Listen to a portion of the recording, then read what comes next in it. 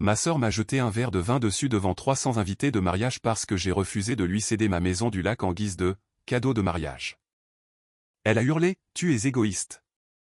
Mes parents sont restés là, immobiles, et ont dit, « Nous sommes une famille, ce n'est pas une demande déraisonnable. » La salle est devenue silencieuse. Jusqu'à ce qu'un avocat se lève et dise une seule chose. Le visage de ma sœur est devenu blême. Je m'appelle Amélie Mercier. J'ai 34 ans, je suis célibataire, et apparemment l'égoïste de ma famille parce que j'ai refusé de céder la seule maison que j'ai jamais vraiment aimée. Le moment dont tout le monde se souvient est celui avec le vin. Ma sœur se tenait là, au milieu de sa réception de mariage, souriant comme si elle avait déjà gagné. Puis, elle a levé son verre et a jeté le vin rouge directement sur ma robe devant 300 invités. Une seconde plus tôt, elle me remerciait au microphone pour ma générosité. Une seconde plus tard, elle criait que j'étais égoïste parce que je ne voulais pas signer les papiers pour lui céder ma maison du lac en cadeau de mariage. Ce qui m'a fait plus mal que le vin, c'est d'entendre mes propres parents rester là, calmes comme si de rien n'était, et dire que nous étions une famille, comme si cette phrase était censée rendre le vol affectueux. Toute la salle de bal est devenue silencieuse. Les fourchettes se sont arrêtées à mi-chemin des assiettes. Les conversations se sont éteintes dans l'air. Et puis un homme que je n'avais jamais rencontré auparavant a repoussé sa chaise, s'est levé et a dit une seule phrase qui a changé l'expression sur le visage de ma sœur si vite que c'en était presque beau. Je ne le savais pas encore, mais c'est à ce moment-là que son mariage parfait a cessé d'être le plus beau jour de sa vie pour devenir l'erreur la plus coûteuse qu'elle ferait jamais. Parce que cette maison du lac n'a jamais été juste une propriété pour moi. C'était la seule chose en ce monde qui était à moi, et je n'allais pas laisser ma famille transformer mon silence en permission. Restez avec moi, car ce qui s'est passé après ce verre de vin était encore pire que l'humiliation et bien plus satisfaisant que ce à quoi quiconque dans cette salle s'attendait. Avant d'aller plus loin, dites-moi d'où vous écoutez et quel temps il fait là où vous êtes en ce moment. J'adorerais savoir jusqu'où cette histoire a voyagé et qui est là, à l'écouter avec moi aujourd'hui. J'ai grandi en Haute-Savoie, et si vous avez déjà passé du temps dans la région des lacs alpins, alors vous savez qu'un endroit au bord de l'eau n'est jamais juste un endroit au bord de l'eau. Il devient une partie de votre mémoire, une partie de votre routine, une partie de votre façon de comprendre la paix. Ma maison du lac n'était pas un immense manoir avec des portails en pierre et un personnel privé. C'était un modeste chalet en bois sur une portion tranquille du rivage, avec un vieux ponton qui craquait sous vos pieds et une terrasse couverte où le vent semblait toujours porter l'odeur du pain et de l'eau en même temps. Mon grand-père me l'a légué à sa mort, et cette décision n'a absolument surpris personne qui y avait déjà prêté attention. J'étais celle qui passait les étés là-bas avec lui pendant que tout le monde restait en ville à la recherche de la climatisation, de virer dans les magasins ou d'excuses. J'étais celle qui a appris à réparer une planche desserrée, à nettoyer les gouttières avant une tempête, à empiler le bois de chauffage de la bonne manière et à s'asseoir en silence complet sans s'ennuyer. Cette maison était l'endroit où je me sentais le plus moi-même, ce qui explique peut-être exactement pourquoi ma famille n'a jamais compris sa valeur. Pour eux, la valeur devait toujours paraître impressionnante sur le papier. Ma sœur aînée avait construit toute sa personnalité autour des apparences. Elle travaillait dans l'immobilier de luxe, vendait des maisons très chères à des couples fortunés, conduisait un véhicule tout-terrain de luxe et parlait des propriétés comme d'autres parlent d'art ou de religion. Elle pouvait entrer dans une pièce et donner l'impression à de parfaits inconnus qu'ils avaient de la chance d'être remarqués par elle. Mes parents adoraient cela chez elle. Ils appelaient cela de la confiance. J'appelais cela de l'entraînement. Elle avait passé toute sa vie à être récompensée pour avoir agi comme si tout ce qu'elle voulait lui appartenait déjà. Et la plupart du temps, les gens le lui cédaient avant même qu'elle n'ait à le demander 2 fois. Alors, quand elle s'est fiancée, j'aurais dû savoir que ce n'était qu'une question de temps avant que ma maison du lac ne trouve sa place dans ses plans. Cela s'est produit lors d'un dîner de famille quelques mois avant le mariage. Nous étions à peine à la moitié du repas quand elle a posé son verre, a souri de l'autre côté de la table et a commencé à parler de construire des souvenirs, de traditions familiales et de la perfection de ma maison pour les étés de jeunes mariés. Puis elle l'a dit, sur ce ton poli et désinvolte que les gens utilisent quand ils prétendent ne pas formuler une exigence. Elle a dit que la maison du lac ferait le cadeau de mariage parfait. Mon père a hoché la tête comme si elle avait proposé quelque chose de réfléchi. Ma mère m'a lancé ce regard qui a toujours signifié « ne rends pas les choses difficiles ». Il parlait à voix basse, mais la pression était immédiate. On m'a dit que la famille est de la famille. On m'a dit que je n'avais pas d'enfant à qui transmettre la maison de toute façon. On m'a dit que ma sœur l'apprécierait davantage. Je me souviens avoir posé ma fourchette, les avoir regardés tous les trois et avoir réalisé qu'ils en avaient déjà discuté avant même que je n'entre. Je ne faisais pas partie d'une conversation. On me gérait. J'ai gardé ma voix calme et j'ai dit non. Juste non. Pas de discours, pas d'excuses, pas de négociation. Le sourire de ma sœur n'a pas disparu tout de suite, mais je l'ai vu se durcir sur les bords. Ma mère avait l'air embarrassée. Mon père avait l'air agacé. Et le reste du dîner ne s'en est jamais vraiment remis. Au moment où je suis retourné au lac cette nuit-là, j'avais le sentiment désagréable que je venais de gâcher quelque chose de bien plus grand qu'un repas de famille. Ce que je ne savais pas encore, c'est que mon refus n'avait pas mis fin à la conversation. Il avait seulement mis ma sœur au défi de trouver un moyen plus public de me punir pour cela. Quelques semaines plus tard, l'invitation au mariage est finalement arrivée, et même cela ressemblait à un message. Elle est arrivée plus tard que celle de tout le monde, dans une enveloppe fine avec mon nom correctement orthographié, mais rien d'autre ne suggérait que j'étais réellement la bienvenue.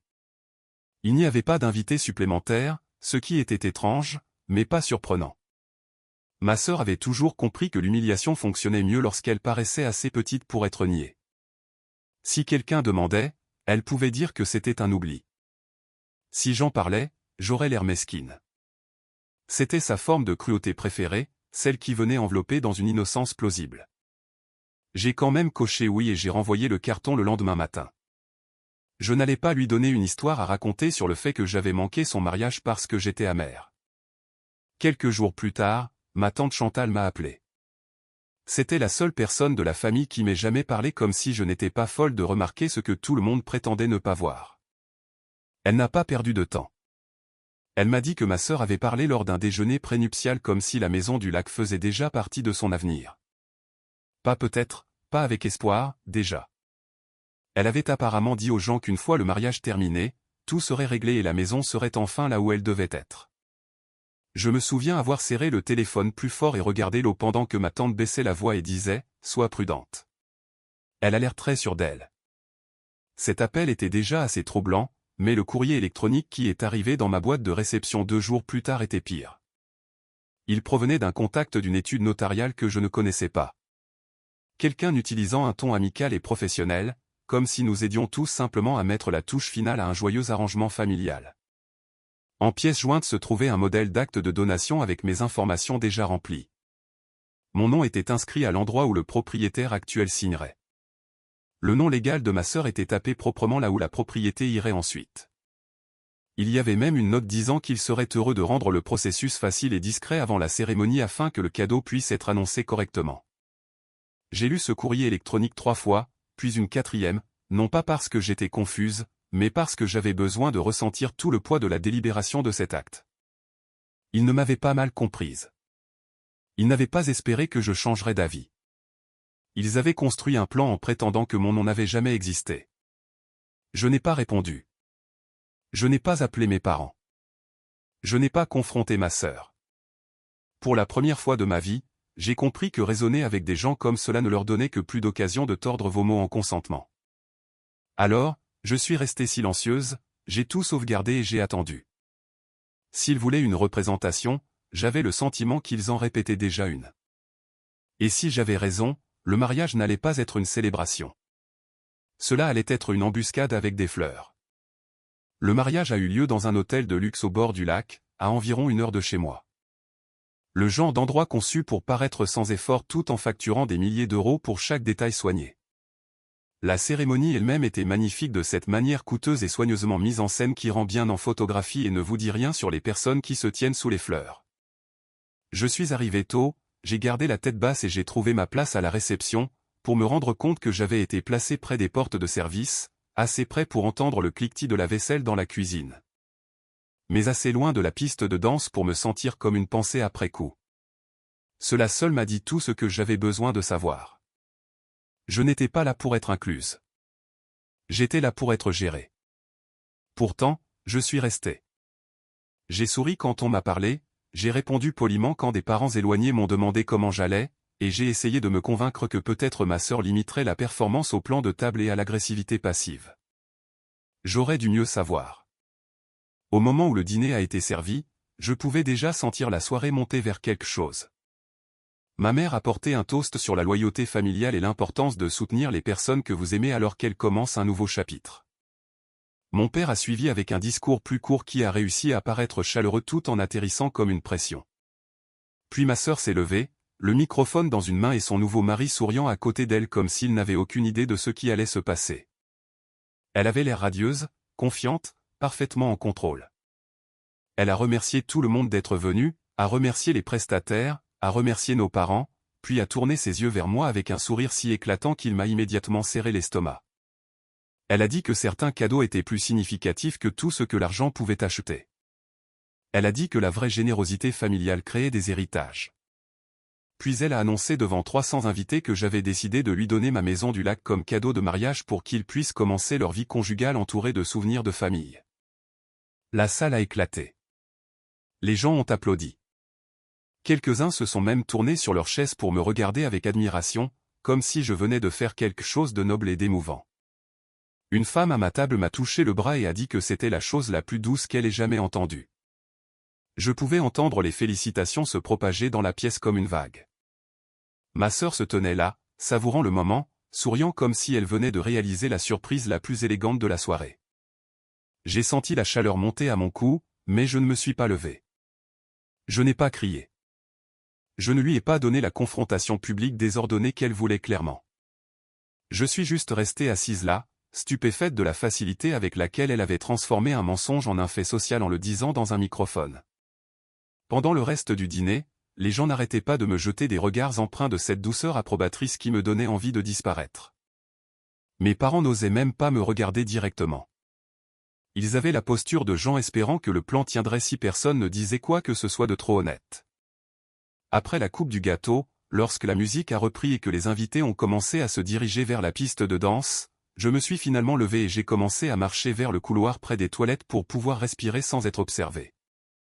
J'ai à peine traversé la moitié de la pièce avant que ma sœur ne se place devant moi, tenant un verre de vin rouge. Elle souriait à nouveau, mais cette fois, il y avait quelque chose de vif et d'imprudent sous ce sourire, le genre de regard que les gens ont quand ils pensent que l'approbation publique les a rendus intouchables. Quelques invités à proximité ont ralenti, sentant que quelque chose se passait.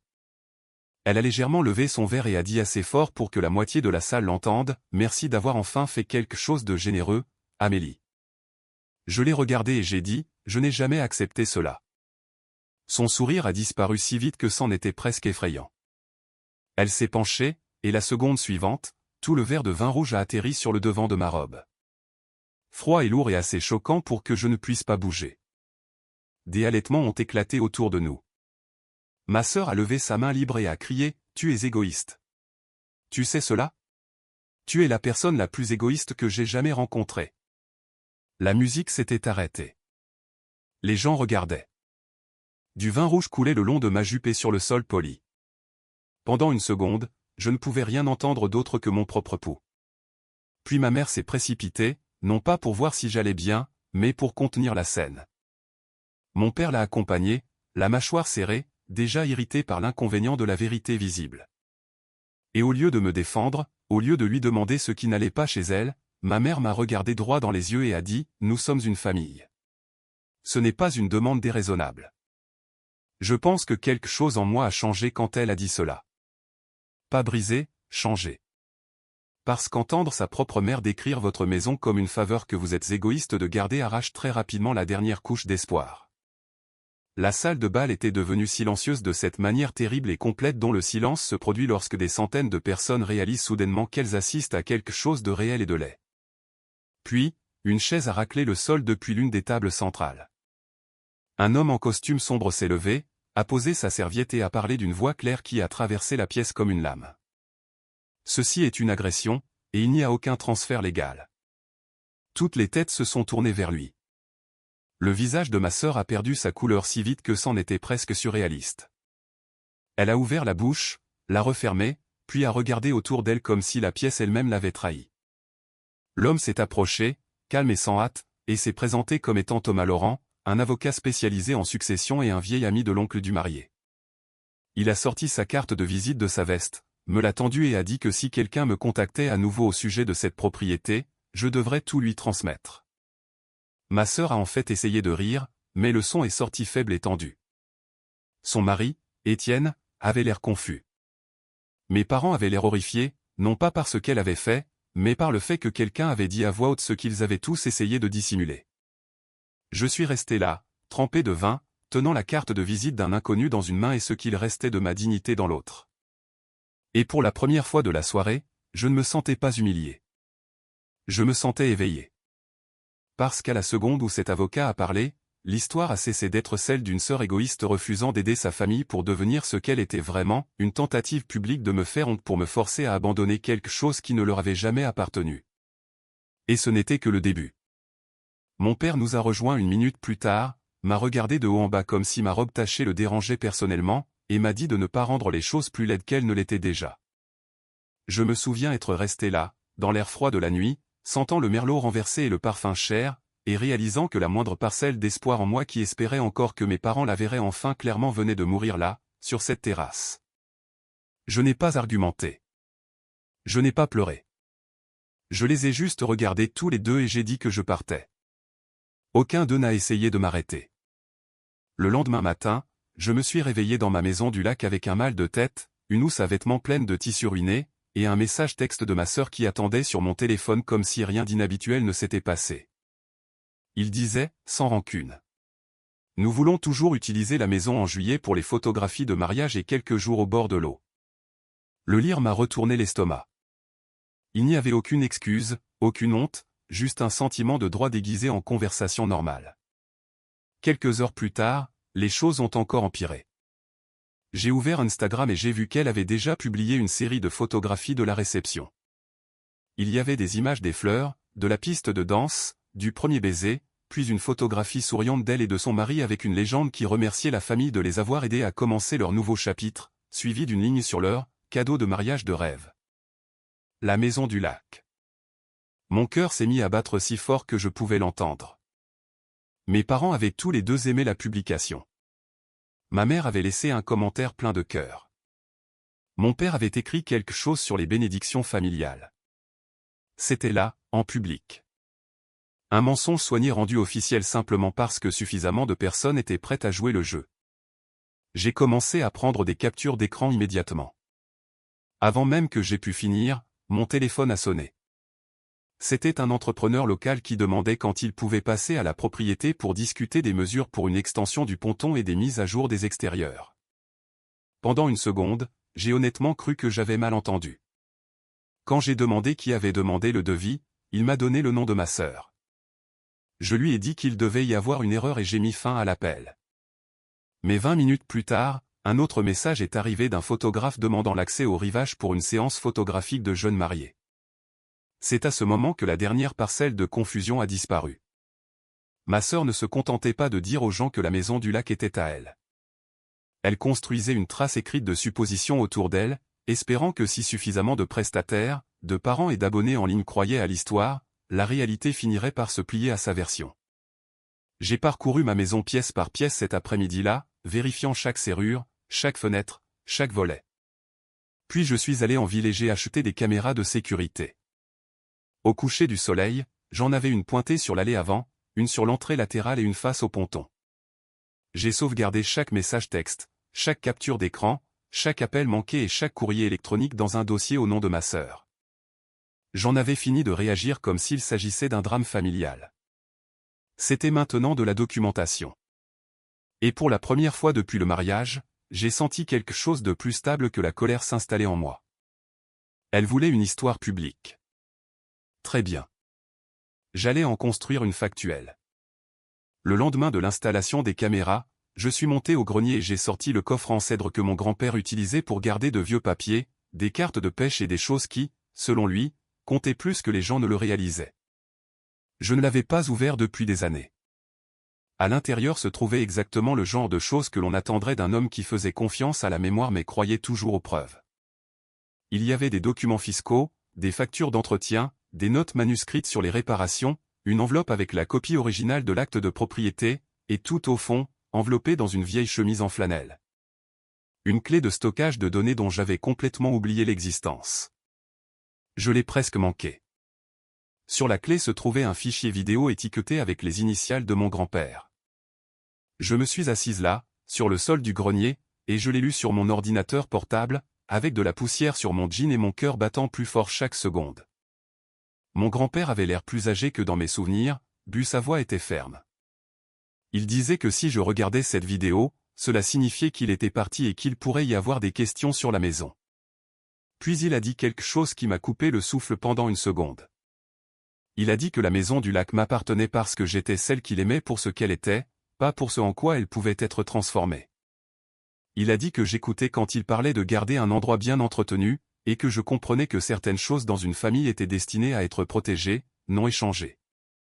Il a même dit, de cette manière calme et simple qu'il a toujours eue, qu'il me la laissait à moi et à moi seul parce que je ne la traiterais jamais comme un trophée. J'ai regardé la vidéo en entier 2 fois, puis j'ai copié le fichier à 3 endroits différents avant même de me lever.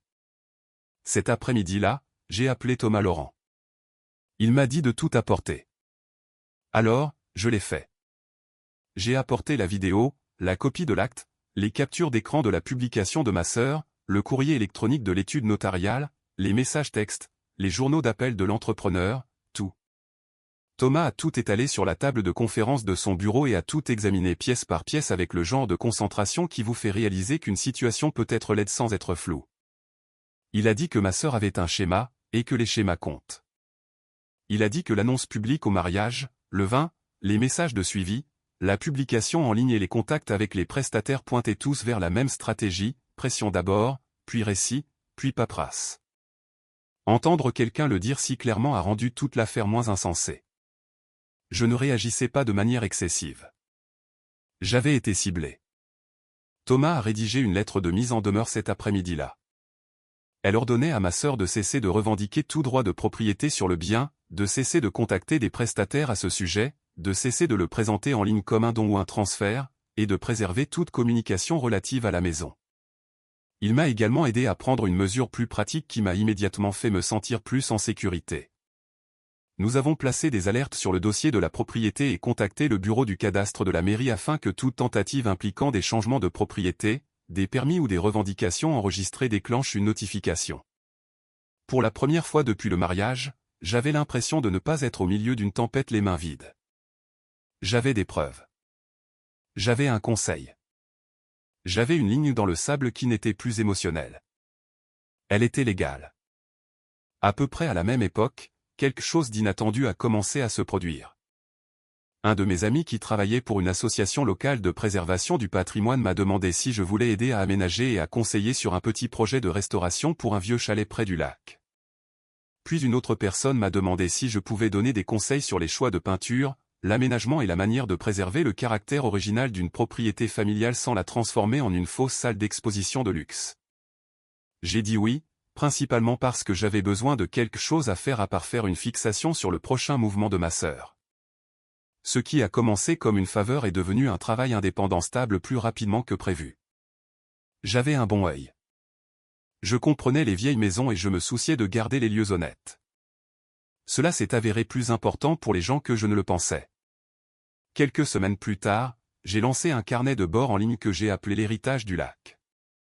Au début, c'était juste un espace pour écrire sur la restauration de vieilles maisons au bord du lac, la protection de l'histoire familiale et le poids émotionnel étrange que les propriétés peuvent porter lorsqu'elles sont liées à l'amour, à la mémoire et au deuil.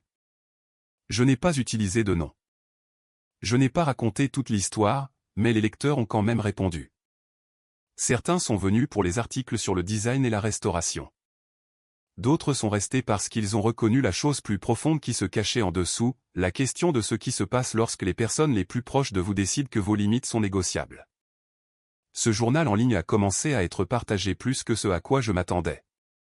Ma boîte de réception s'est remplie de notes de personnes qui avaient subi des pressions pour des terres, des entreprises, des héritages, même de l'argent de mariage. Cela m'a fait réaliser à quel point il est courant que le sentiment de droit se cache derrière le mot « famille ». Et juste au moment où j'avais commencé à croire que ma sœur pourrait enfin reculer maintenant qu'un avocat était impliqué, Thomas a appelé et m'a dit de m'asseoir. Une demande de permis de construire avait fait surface auprès du service de l'urbanisme.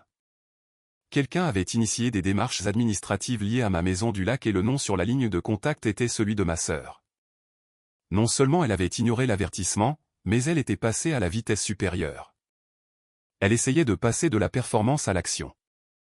Et cela, a dit Thomas d'une voix si calme qu'elle m'a glacé le sang, c'est là que les gens cessent d'avoir l'air idiots et commencent à devenir responsables devant la loi. Quand Thomas a sorti le dossier de l'urbanisme, la première chose qu'il a trouvée était une demande de rénovation indiquant ma sœur comme contact pour la propriété. C'était déjà assez grave. La deuxième chose qu'il a trouvée est ce qui a réellement changé l'affaire. Attachée à un dossier de financement lié à la même rénovation prévue se trouvait une déclaration selon laquelle elle et son mari avaient le contrôle de la maison dans le cadre d'un transfert familial lié à leur mariage. Elle avait inclus des captures d'écran de sa propre publication de mariage, des copies de communication avec les prestataires, et même un extrait de la vidéo de la réception où elle annonçait à 300 invités que la maison du lac était leur cadeau. Elle avait essayé de transformer un mensonge public en document justificatif. Je me souviens être assise en face de Thomas dans son bureau, fixant ses papiers, et sentant quelque chose de plus froid que la colère s'installer en moi. Ma sœur n'avait pas seulement essayé de m'embarrasser. Elle avait utilisé mon nom, ma propriété et mon silence comme matière première pour une fraude. Thomas n'a pas perdu de temps. Il a intenté une action civile, envoyé une mise en demeure formelle à toutes les parties concernées liées à la demande de propriété, et a soumis une plainte à la Chambre de commerce et d'industrie supervisant la conduite des agents immobiliers en France. Parce que ma sœur n'était plus seulement une sœur difficile faisant des demandes scandaleuses en privé. Elle était une professionnelle agréée utilisant ses connaissances du secteur pour créer un faux récit de propriété autour d'un bien qu'elle ne possédait pas. Cette distinction comptait beaucoup. Une fois la plainte ouverte, toute l'image soignée qu'elle avait passé des années à construire a commencé à se fissurer plus vite que même moi je ne l'avais prévu. Son agence l'a mise en mise à pied immédiate, en attendant l'enquête. Les clients qui lui avaient confié des transactions de plusieurs centaines de milliers d'euros ont commencé à se retirer dès qu'ils ont entendu les mots « fausse déclaration » et « fraude immobilière » dans la même phrase que son nom. Un organisme de crédit local a signalé le dossier. L'entrepreneur qui m'avait appelé plus tôt a fourni ses dossiers. Le photographe a remis les messages qu'elle avait envoyés revendiquant des droits d'accès à la propriété. Chaque petite supposition suffisante qu'elle avait faite après le mariage a commencé à revenir comme une preuve portant son nom. Et plus les gens regardaient, plus la situation empirait. Elle avait apparemment parlé avec une telle confiance pendant si longtemps qu'elle avait cessé de remarquer la frontière entre la manipulation sociale et l'exposition légale. Son mari, Étienne, a été plus lent à comprendre que tout le monde, mais pas de beaucoup. Au début, il a essayé de présenter cela comme un malentendu, un conflit familial désordonné qui avait échappé à tout contrôle. Puis il a appris qu'elle avait utilisé des matériaux de mariage et des communications postérieures au mariage pour soutenir une fausse déclaration impliquant une maison qui n'avait jamais été la sienne.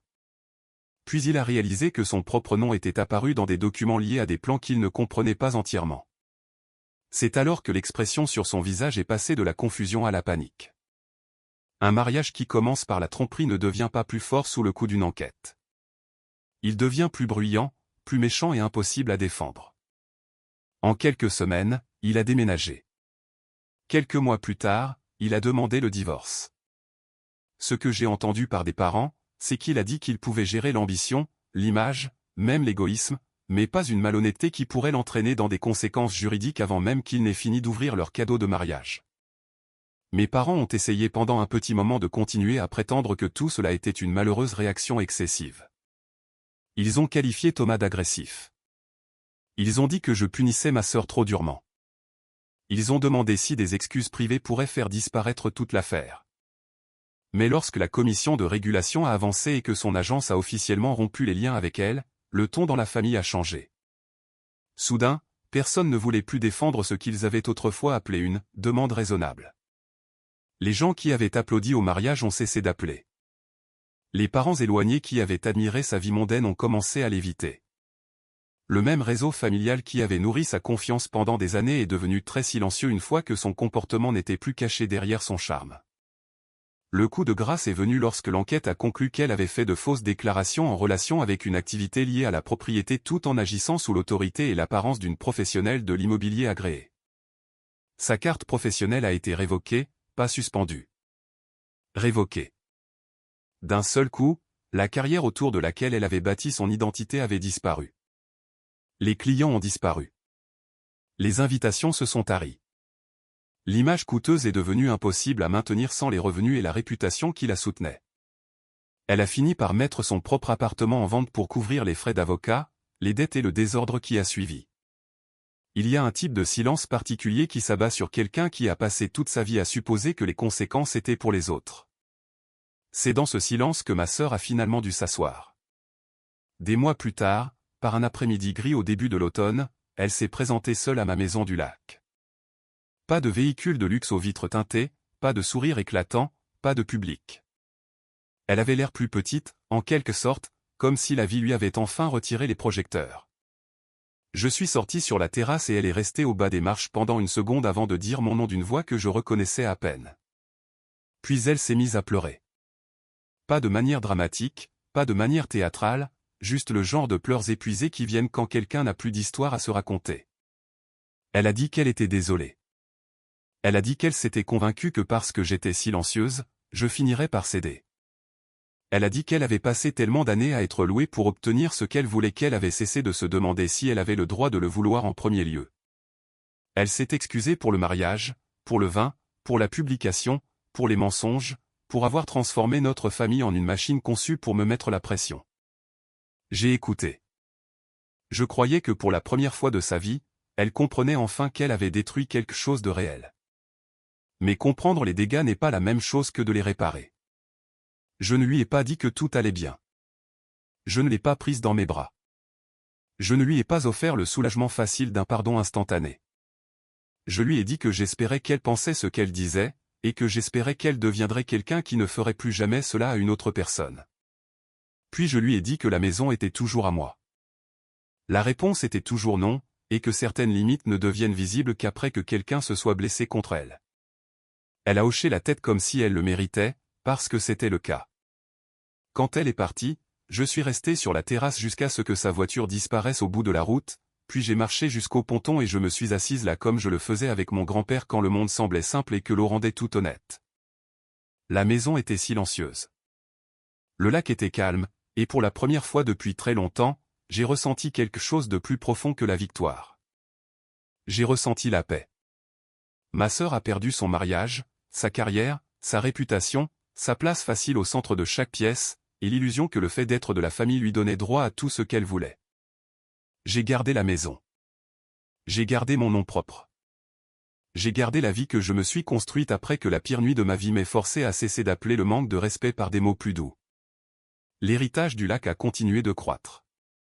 Mon travail a grandi avec lui.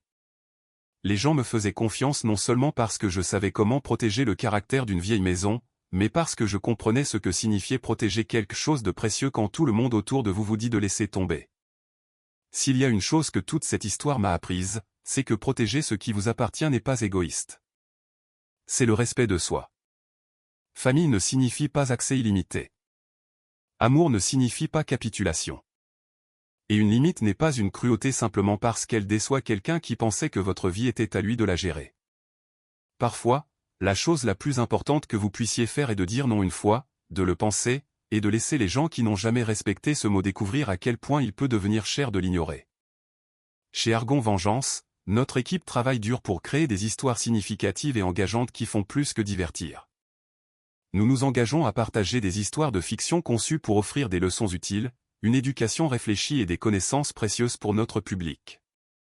Amélie a géré la situation avec force, patience et respect de soi au lieu de laisser la colère contrôler ses choix. Elle a protégé ce qui lui revenait de droit et a prouvé que fixer des limites ne rend pas une personne égoïste. Si vous étiez à sa place, comment géreriez-vous un membre de votre famille qui essaierait de vous prendre quelque chose de si personnel ?